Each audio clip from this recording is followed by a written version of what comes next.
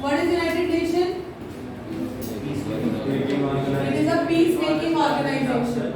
Peacemaking organization. ठीक है? When was it established? It was established after WW2, that is World War II. Which year? 1945. Is this clear in here? Is this clear in here? Main काम क्या था इसका? To maintain peace. To maintain peace and prevent future generations from scourges of war. Future generations from scourges of war. अब ध्यान से देखो, second world war बहुत ही ज्यादा डिवास्टेटिंग थी। उसमें न्यूक्लियर बॉम्ब फोड़ दिए गए थे। कहां पर फोड़े गए थे? हिरोशिमा और नागासाकी ने। किसने फोड़े थे? अमेरिका ने फोड़े थे। क्यों फोड़े थे? क्योंकि जापान ने पर्ल हार्बर को उड़ा दिया था, तो उसका बदला लेने के लिए क्या करा था? 2 न्यूक्लियर बॉम्ब फोड़ दिए गए थे, हिरोशिमा पे और नागासाकी पे 1945। पर वो बहुत ज्यादा डिवास्टेटिंग हो गया था और ये रियलाइजेशन हो गई थी आफ्टर दैट डिवास्टेशन कि यार ये तो बहुत खतरनाक है, ऐसे तो पूरी की पूरी दुनिया खत्म हो जाएगी। अमेरिका को भी अपनी गलती का रियलाइजेशन हो रहा था। तो उसके बाद क्या हुआ था?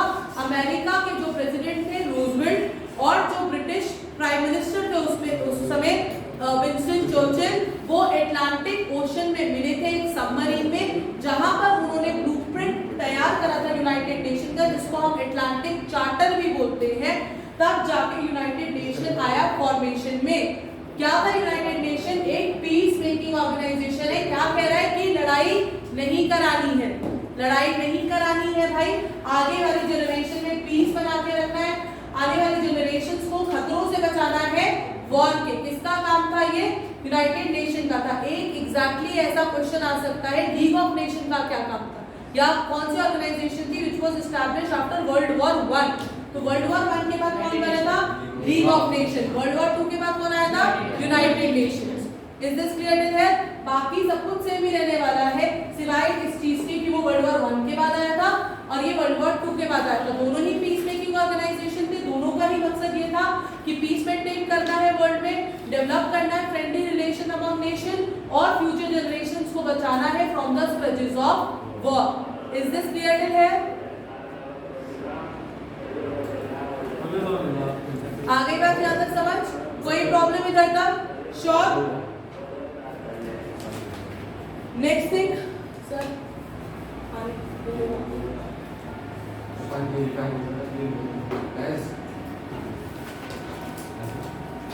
ऑलराइट, नेक्स्ट थिंग जो हम लोगों ने पढ़नी है यहाँ पे, वो हम लोगों ने पढ़ना है कॉम्पोजिशन। वो हम लोगों ने क्या पढ़ना है? Composition. Alright, so next topic, very important, is the composition of United Nations. So United Nations consists of how many countries? पता नहीं? 193. Sure? Yes ma'am. 100%? Yes ma'am. बिल्कुल सही आंसर है। ठीक है सर, मेरी वीडियो खराब कर रहे हो आप, अब काटो इसको। फटाफट से United Nation, quickly. Are you all ready?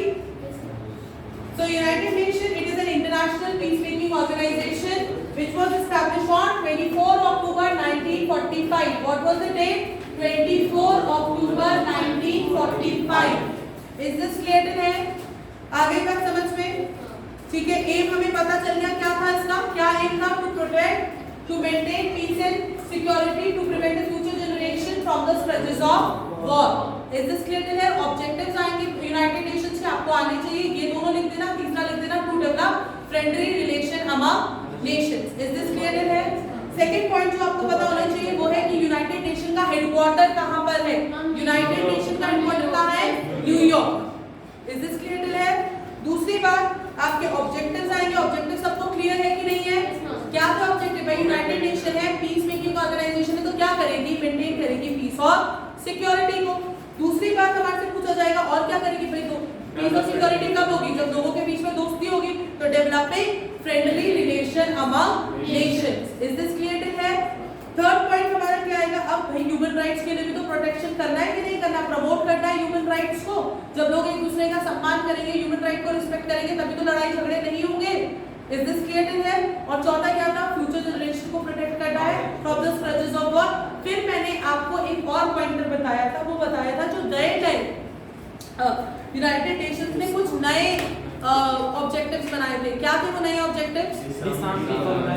Disarm, decolonise, develop. These are the new objective. Disarm, decolonize, develop. Disarm मतलब ज्यादातर कंट्री, जैसे न्यूक्लियर बैन ट्रीटी आई थी, ये क्या था? डिसआर्मामेंट था कि फालतू के वेपन्स ही मत रखो, वेपन्स नहीं रखोगे तो वेपन्स रखोगे तो वॉर करने का मन करेगा, इससे अच्छा तो वेपन्स ही मत रखो।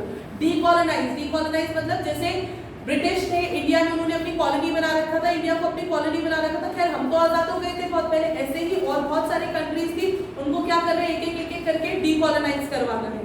और क्या करना है हमने? Disarm, decolonise and develop. ये थे हमारे 3 broader objectives. Is this clear है? New objectives of United Nations. याद रहेगा? श्योर है हम लोग 100%? So are the other objective of United Nations. फिर आते हैं हमारे नेक्स्ट टॉपिक जो हमारा आ रहा है यहाँ से, वो आ रहा है हमारा, वो आएगा हमारा प्रिंसिपल ऑर्गन्स में, जिसमें से सबसे पहले आ रहा है हमारा जनरल असेंबली। जनरल असेंबली में हमारा क्या आएगा? कॉम्पोजिशन आ रही है जनरल असेंबली। क्या आ रही है? Composition of general assembly. क्या कॉम्पोजिशन है जनरल असेंबली की? जनरल असेंबली को और क्या बोलते हैं? वर्ल्ड पार्लियामेंट बोलते हैं। एमसीक्यू का question, which organ of the United Nations is called as World Parliament? Which organ is called as World Parliament? General Assembly. Is this clear है? जितने भी members होते हैं United Nations के are the members of General Assembly. Is this clear है? जो भी members हैं United Nations के are members of what? They are members of General Assembly. ये बात सही सबको समझ आया? जो भी decisions लिए जाएंगे unanimously यहाँ पर लिए जाएंगे। Is this clear है? ठीक है? क्या कॉम्पोजिशन है? क्या कॉम्पोजिशन है इसका? प्रेसिडेंट होता है, who is selected for 1 year. जो जनरल असेंबली का प्रेसिडेंट होता है कितने टाइम के लिए इलेक्ट किया जाता है? 1 ईयर के लिए। उसके सिवा 21 वाइस प्रेसिडेंट्स होते हैं, चेयरमैन होते हैं 6 मेन कमिटीज के। इज दिस क्लियर है? आगे बात समझ में, तो हम कॉम्पोजिशन में क्या लिखेंगे? All the members of the United Nations are member of General Assembly. It has 1 president, 21 other presidents, 21 vice president, and how many chairman and chairman of 6 main committees. Is this clear till here? ये आएगा आपका composition का पूरा answer. Is this clear to everyone? Yes or no? Sure? क्या है composition General Assembly की? All members of United Nations are member of General Assembly. ठीक है? It consists of president which is elected for a period of 1 year, 21 vice president plus chairman of 6 main committees. Is this clear in here? Is this clear in here? Now General Assembly में regular sessions होते हैं जो कि हर 3rd day of September को होते हैं और कब तक चलते हैं? मिडिल ऑफ दिसंबर तक चलते हैं, जहां पर जितने भी डिस्कशंस होते हैं वहां वो सारे के सारे करे जाते हैं। तो जो 3rd ट्यूसडे होता है सितंबर से, वहां से डिस्कशन स्टार्ट होते हैं और कब तक चलते रहते हैं? ये डिस्कशंस चलते रहते हैं दिसंबर तक। इसमें कोई बहुत रेलेवेंट क्वेश्चन नहीं आ रहा है, just for the sake of knowledge. Is this clear है? पर इमरजेंसी के केस में कभी भी बुलाया जा सकता है सेशन। इज दिस क्लियर है? मैं ये जो कॉम्पोजिशन है नोट्स में भेज रही हूँ, प्लीज लिख लेना, लर्न कर लेना। Okay alright. फिर हम करते हैं functions. Very important general assembly के क्या क्या फंक्शंस हैं। इज दिस क्लियर है? इज दिस क्लियर है? क्या क्या फंक्शंस है जनरल असेंबली के? एक, एडमिट करना न्यू मेंबर टू यूएन। कौन एडमिट, किसके पास है power to admit new member of UN? General assembly. दूसरा क्या है इसका? Amends UN charter. ठीक है? Admit new member, admit new member to UN, amends UN charter. UN charter जैसे इंडिया का कॉन्स्टिट्यूशन होता है, उसी तरीके से यूएन का अपना कॉन्स्टिट्यूशन है जिसे हम क्या बोलते हैं? UN charter. उसमें अगर कोई भी चेंजेस करने होते हैं तो वो किसके पास पावर है? जैसे कॉन्स्टिट्यूशन को अमेंड कौन करता है? पार्लियामेंट। उसी तरीके से चार्टर को अमेंड कौन करेगा? World parliament, that is general assembly. Is this clear too है? आगे बात समझ में? फिर इंटरनेशनल कोऑपरेशन को प्रमोट करता है, डेवलप करता है, ठीक है। और क्या करता है? जितनी भी रिपोर्ट्स होती है सिक्योरिटी काउंसिल से और जितनी भी अदर ऑर्गन्स होते हैं यूएनओ के, उनको डिस्कस करता है। इज दिस क्लियर टिल है?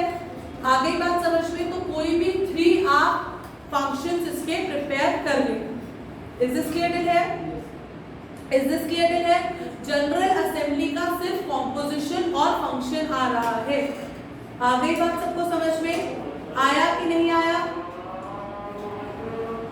Next is security council. Ready? Next is security council. Security council क्या है? Executive body of united nation. Question आएगा which is the executive wing of united nation. अगर world parliament आया तो हमें पता है जनरल असेंबली है, पर अगर क्वेश्चन आया which is the executive wing या executive organ of united nation, और ये मेरे ख्याल से प्री बोर्ड में आया भी था, तो इसका आंसर क्या था? Security council. एग्जीक्यूटिव कौन है? Security council. Is this clear है? लेजिस्लेटिव कौन है? General assembly. World parliament, general assembly, executive, security council. Is this clear है एवरीवन? फिर इसकी कॉम्पोजिशन कर लेते हैं, ठीक है। इसको सिक्योरिटी काउंसिल को और क्या बोलते हैं? सिक्योरिटी काउंसिल एक तो एग्जीक्यूटिव है, इसको हम इन्फोर्समेंट विंग भी बोलते हैं। क्या बोलते हैं? Enforcement wing. वैसे भी एग्जीक्यूशन का मतलब यही होता है, इन्फोर्स करवाना। तो which is the enforcement wing of the united nation? Security council. Is this clear है? What is the composition of security council? क्या है सिक्योरिटी काउंसिल? इसमें 15 मेंबर्स होते हैं। कितने मेंबर्स होते हैं? 15 मेंबर्स होते हैं, जिसमें से 5 मेंबर्स जो है वो क्या होते हैं? परमानेंट होते हैं, जिनको हम बिग 5 भी बोलते हैं। और ये 5 मेंबर्स कहाँ का होते हैं बेटा?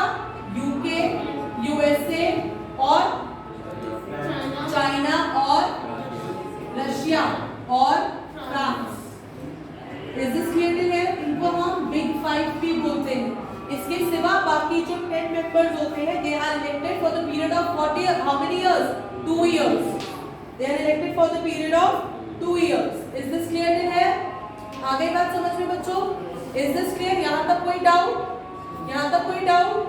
Sure. अगर क्वेश्चन आया कि the members of security, the non-permanent members of security council are elected for the period of how many years? The answer will be 2 years. How many non-permanent members are there? 10. Permanent members कितने हैं? 5. कौन कौन से हैं? UK, USA, China, Russia, France. आ गई ये बात समझ में? किसी को कोई प्रॉब्लम, किसी को कोई डाउट यहाँ तक?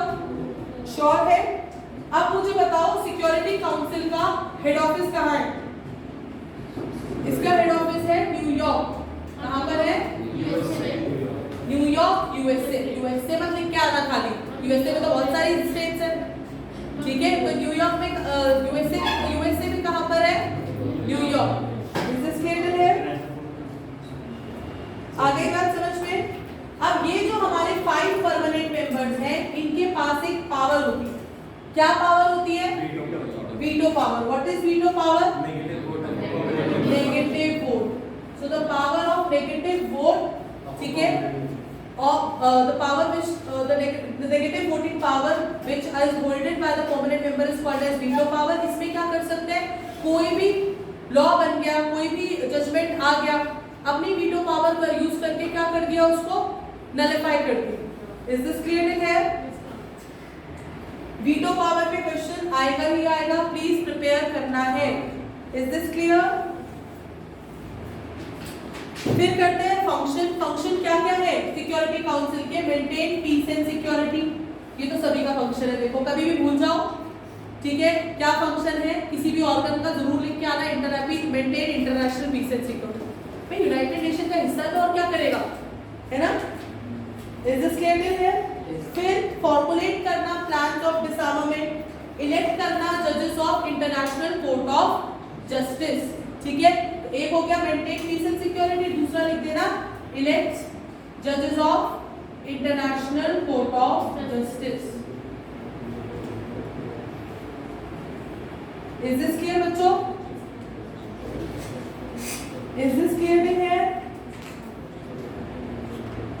आगे बात समझ में आया? सिक्योरिटी काउंसिल क्लियर है सबको? किसी को सिक्योरिटी काउंसिल से कोई डाउट? श्योर? आगे नेक्स्ट टॉपिक चले हम लोग 100%। चले नेक्स्ट टॉपिक बच्चों, दो जो आर ऑनलाइन। अयान कोई डाउट है बेटा? Alright,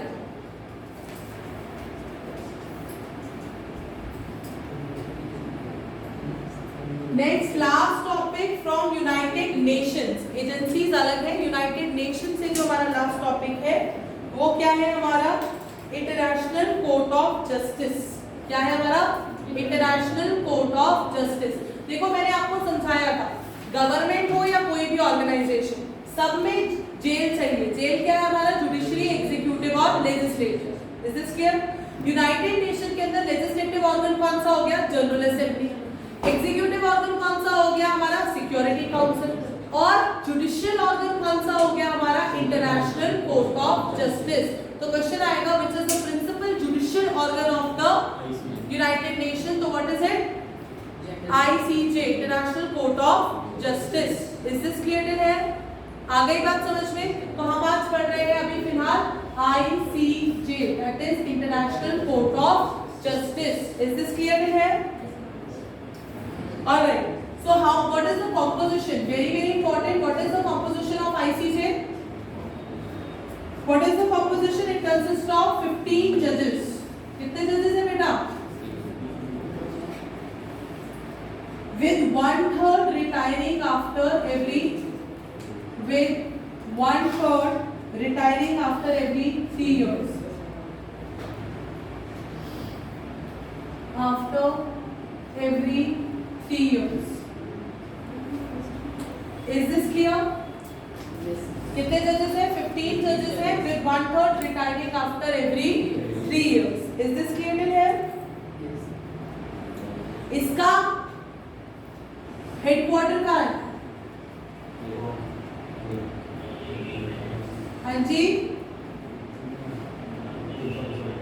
Netherlands. Very good. Is this clear here? Netherlands, Holland, whatever. Netherlands का पुराना नाम था Holland. Is this clear here? अब टर्म कितना होता है? तो जजेस इसका टर्म होता है 9 years। टिल 9 years नहीं है, 9 years। तो what is the term? 9 years। Is this clear here? 9 साल के लिए आप इलेक्ट होते हो। Is this clear है? आगे बात समझ में?